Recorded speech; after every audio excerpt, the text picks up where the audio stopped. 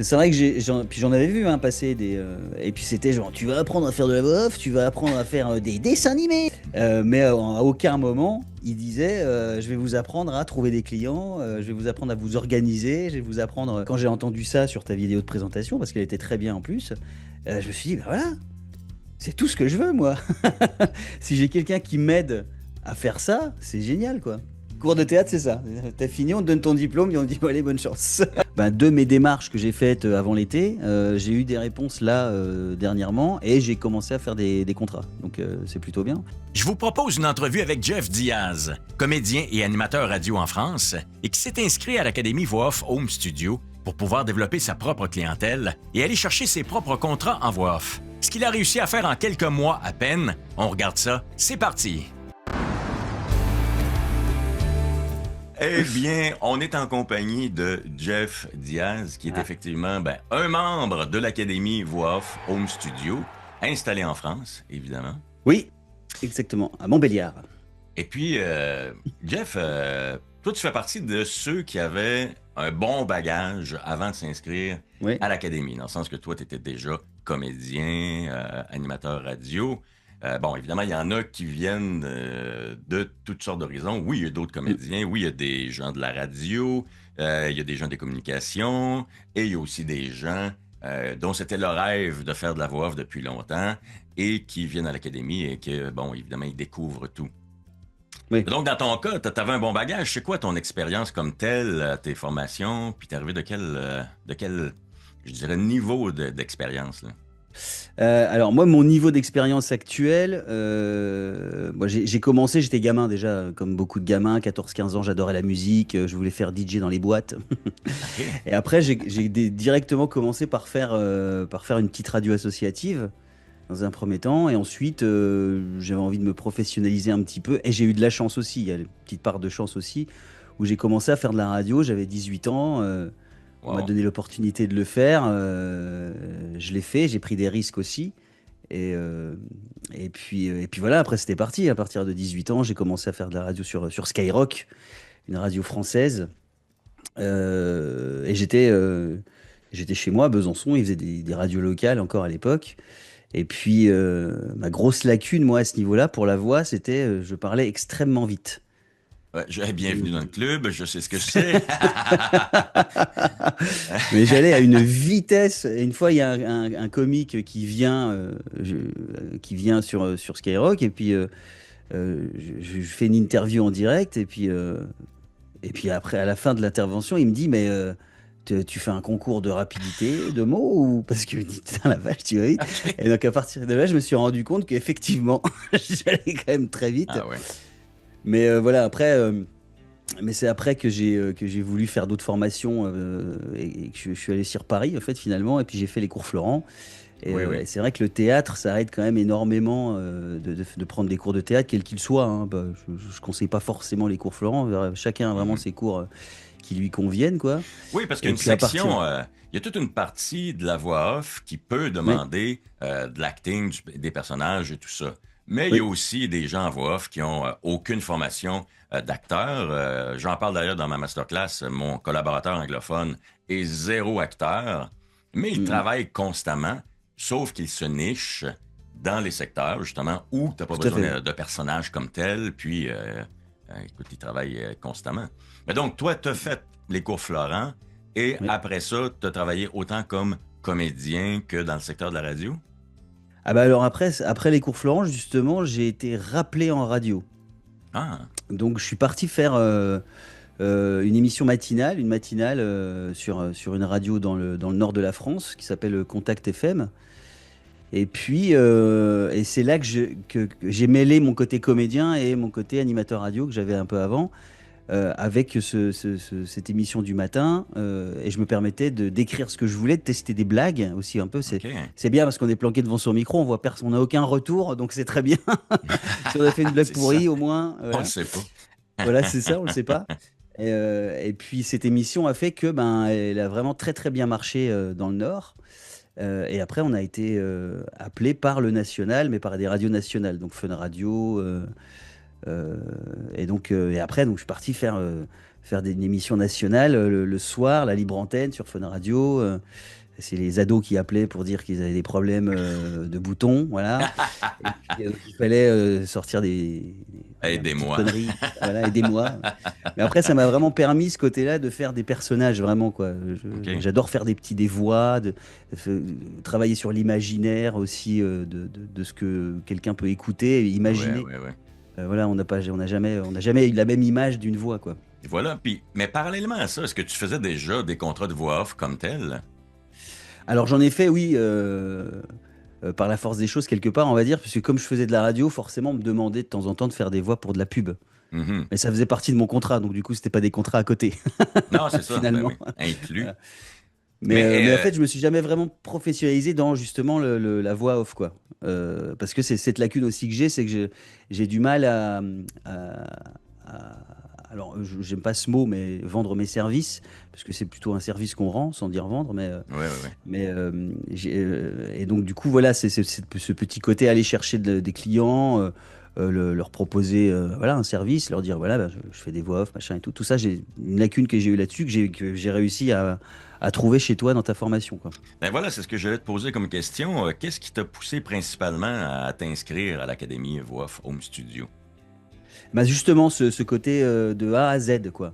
C'est qu'on t'apprend pas uniquement à faire une voix, parce que Mhm. ça, pour le coup, bon, ben, comme c'était un peu mon métier, je savais déjà plus ou moins le faire, parce qu'on en apprend toujours. Mhm. Mais c'était plutôt savoir comment démarcher, comment faire un site internet, comment se montrer quand les gens nous cherchent, où est-ce qu'ils vont et où est-ce qu'on peut aller. Non, vraiment, il y a tout ça. Et puis le site internet aussi.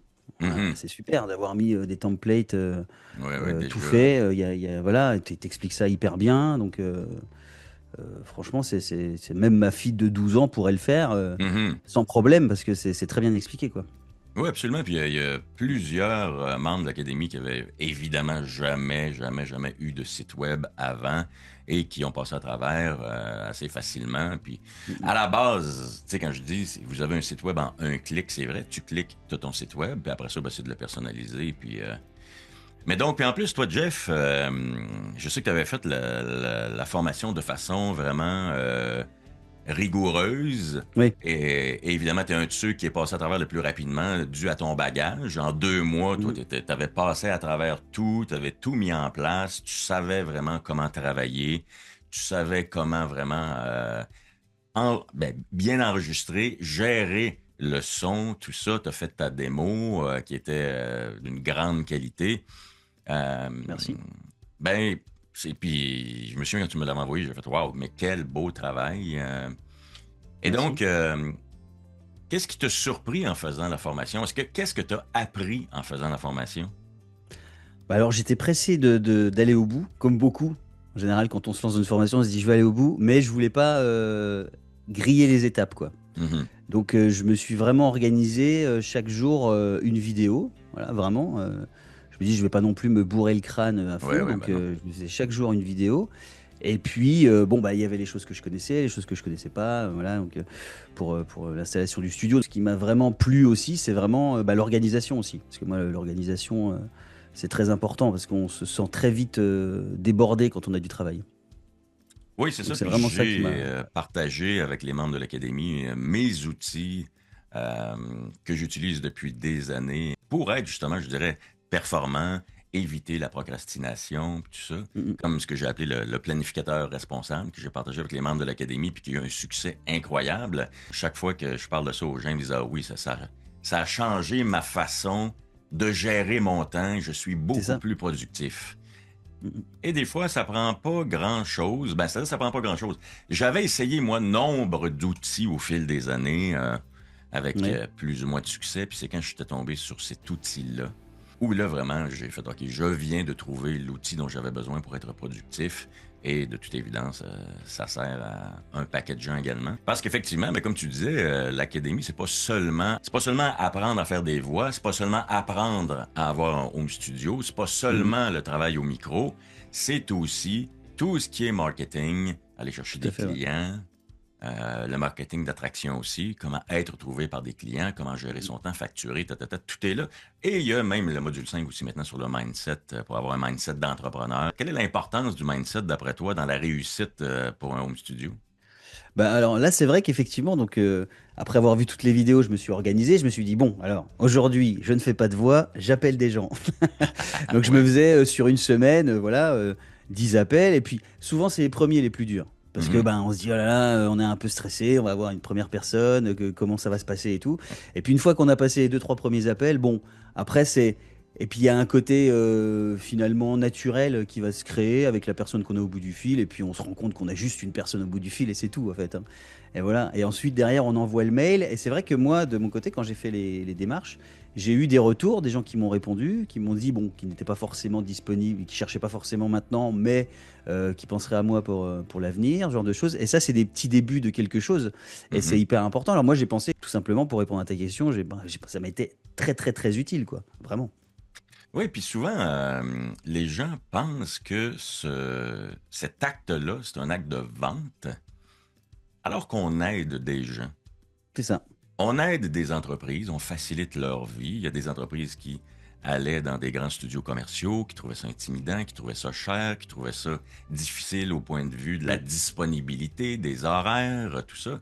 Donc, on leur dit, ben, écoutez, il y a une option à ça qui s'appelle le home studio, parce qu'aujourd'hui, mm, on peut avoir une qualité sonore impeccable en home studio grâce à la technologie, grâce aux équipements. Et là, tout à coup, c'est une relation que tu as avec un individu. Tu n'as pas une relation avec un studio commercial, tu as une relation avec quelqu'un qui facilite le tout, dans le sens que il n'y a plus d'intervenants. c'est C'est ça. une personne devant toi Mm, mm. qui fait tes voix, avec qui tu communiques, qui t'envoie le tout par Internet. Et on s'entend qu'on est très disponible. Quand tu travailles de chez toi, s'il y a des corrections ou quoi que ce soit, t'entres dans ta cabine, puis voilà, c'est réglé. Oui, Les ça va clients très n'ont pas vite. besoin de se casser la tête. D'ailleurs, on parlait des clients tout à l'heure. Et en fait, Mm. ben, de mes démarches que j'ai faites avant l'été, j'ai eu des réponses là dernièrement et j'ai commencé à faire des contrats. Donc, c'est plutôt bien. Et donc, Donc, tu regrettes pas ton choix? ah, pas du tout. Ah, non, non, pas du tout, hein. C'est vrai que puis j'en avais vu hein, passer des gens qui expliquaient. En fait, ce que je voyais dans la vidéo, c'était des vidéos clinquantes, ça brillait de partout, ça sautait. Alors, et puis c'était genre, tu vas apprendre à faire de la voix off, tu vas apprendre à faire des dessins animés, tu vas faire. Il y en avait un petit peu. Alors c'est bien parce que Mm. ça montre voilà que il sait qu'il est capable et qu'en plus c'est un professionnel qui le fait. Mhm. Mais à aucun moment il disait, je vais vous apprendre à trouver des clients, je vais vous apprendre à vous organiser, je vais vous apprendre. Et moi quand j'ai entendu ça sur ta vidéo de présentation, parce qu'elle était très bien en plus, je me suis dit, bah voilà, c'est tout ce que je veux moi. Si j'ai quelqu'un qui m'aide à faire ça, c'est génial, quoi. Oui, parce que Donc, souvent, ben, il y a quelques formations en Europe sur la voix off, évidemment. Euh, mais souvent, on nous montre, on dit aux gens, ben, on va vous montrer le travail au micro. C'est une chose, oui, effectivement. Moi, c'est un module parmi les 5. Mais souvent, après ça, on vous dit, ben, bye. ouais, c'est ça. Euh, C'est un bye. peu comme les cours Florent, finalement. Cours de théâtre, c'est ça. T'as fini, on te donne ton diplôme et on te dit, bon, allez, bonne chance. Non, voilà. Puis, alors que c'est bien beau la formation, oui, mais après ça, c'est une business parce que si tu veux pas attendre après le téléphone toute ta vie et dépendre des autres, faut que tu saches comment te développer puis comment aller Oui, chercher ta clientèle. Parce que sinon, tu sais, des travailleurs autonomes, des gens qui sont formés en voix et qui attendent après le téléphone, il y en a beaucoup. ah oui, Et moi, de... à l'époque, là, en 2011, avant de créer mon home studio, moi, c'est ça qui m'avait allumé, c'est plus jamais je vais dépendre de quelqu'un. Il n'y a personne qui va avoir mon sort entre ses mains. oui. J'aime être créatif, j'aime travailler. Donc, moi, quand je dis je veux pouvoir travailler du matin au soir si je veux, ben, c'est mon home studio qui m'a donné cette liberté-là. Ouais, tout à fait. Parce que c'est une valeur d'aller chercher ses propres revenus. Ah oui, tout à fait. Puis on a encore plus de fierté, je pense. Hmm. À se dire, ouais, bah, je suis capable, je l'ai fait. C'est vrai qu'il y a des gens qui se sentent pas capables par manque de confiance, peut-être, ou autre chose, mais quand on essaye et qu'on le fait, finalement, ben, on est tout à fait capable, quoi. Oui, puis le fait d'avoir, je dirais, quelqu'un qui te dit même quoi dire, parce que dans le module 4, sur le marketing, je montre aux gens même quoi dire aux clients, quoi écrire aux clients. Donc, tu peux plus dire à ce moment-là, ben, je sais pas quoi faire, je suis pas capable de me Mais, vendre, je suis pas bon. Ben, voici. mais tu es en train de le faire. Voilà, voilà. Et moi, là aussi, pour ta formation, ce qui m'a intéressé aussi, c'est de faire la formation, pas une formation en France. J'avais pas Ah envie. oui, ah oui, c'est quoi la raison? Ouais, ouais. Bah, c'est parce que je connaissais quand même un petit peu le mécanisme, le fonctionnement en France. Je savais un petit peu comment ça se passait, les voix off et ce genre de choses. Et je me suis dit, si je vais au Canada, au moins, bah, je verrai forcément une autre manière de faire. Ah oui, Et intéressant. c'est le cas. Je trouve que vous êtes beaucoup plus carré et professionnel, je trouve. En France, c'est un peu à l'arrache. Puis chacun garde ses petits secrets. Voilà. Et le petit côté, voilà, le côté échange aussi avec les autres. Et puis, je trouve ça bien et hyper généreux et en même temps. J'ai fait cette formation-là en ayant en tête que je le faisais comme si un ami m'avait dit, je veux que tu me donnes tout ce dont j'ai besoin pour réussir en voix off. Donc, à ce moment-là, il n'y a pas de retenue. Oui. Tout ce que je peux faire, je le fais. Et c'est pour ça qu'il y a, évidemment, les questions et réponses aux 2 semaines. Il y a le groupe Facebook. Évidemment, on n'a pas parlé, mais on a un groupe Facebook privé Ouais. avec que des membres de l'Académie. Et c'est vrai que les vidéos aussi, alors même si on n'est pas s'il n'y a pas tout le monde en général dans les visios groupés, je trouve ça vraiment. On en apprend encore dans ces vidéos, donc elles sont très intéressantes à regarder, effectivement. Oui, puis ils sont enregistrés, donc les gens qui ont Ouais. manqué savent qu'ils peuvent aller s'y référer par la suite. Mais donc, il y a le groupe Facebook privé, il y a la communauté interne pour ceux qui ne seraient pas sur Facebook qui est disponible aussi. On a les séances de questions et réponses. On a quoi sinon à l'Académie en plus comme bonus? On a parlé, c'est toi. Ben, on a Voxy, Bah, il y a Voxy, oui, parce que je le dont on n'a vois pas sur ta parlé. vidéo. Il est Ah oui, c'est derrière là. vrai. Oui, Donc d'ailleurs, oui, il ben y a c'est ça, Voxy. c'est un autre bonus qui est venu en cours de route. Comme je dis souvent, c'est la seule intelligence artificielle qui connaît ma formation, donc qui est spécialisée en voix off et home studio. Euh, Bah, Voxy d'ailleurs, bah, c'est vrai que ce qui est plaisant aussi dans ta formation, c'est que, alors peut-être que les autres le font aussi, hein, ça j'en sais rien, mais on a pris ta formation, mais on va quand même continuer à apprendre. C'est-à-dire qu'on n'a pas payé pour, allez, 20 vidéos et après c'est fini. C'est que ben il va y en Oh, avoir 20 vidéos, 21, on est rendu à 22 encore. 70. On est Oui, rendu oui, à voilà. Bah, c'était 70. pour l'exemple. Donc avec 70 vidéos après c'est fini. Après, donc il y en a encore qui continuent, qui sont derrière. Donc c'est évolutif quoi. Oui. Puis, bien évidemment, l'avantage aussi d'avoir une formation en ligne, c'est qu'elle est disponible à vie et en tout temps. Et ma volonté, c'était aussi de continuer à ajouter des vidéos au fil du temps pour que la formation soit vivante selon les questions des gens, selon le développement du marché et tout ça, pour que justement, et que la communauté y trouve son compte continuellement, là. Et de donner la formation à la formation, je dirais, le plus de valeur possible. Oui. Ce que j'aime beaucoup, c'est aussi le côté soutien aussi avec les autres. C'est important d'avoir cet esprit de communauté-là. Puis je pense qu'on a une belle communauté aussi sur Facebook. Ouais, Là. C'est très sain, c'est très communautaire. On est dans le partage. ouais. Mais c'est très plaisant. Je crois que je vais Oui, venir au donc, Canada, moi, j'arrête pas de le dire en plus. que t'aimes le Canada, ouais? Bah, je crois que je vais venir au Canada, je vais faire de la radio pour Ah Radio ouais. Rouge. Elle est géniale cette radio, ils sont super.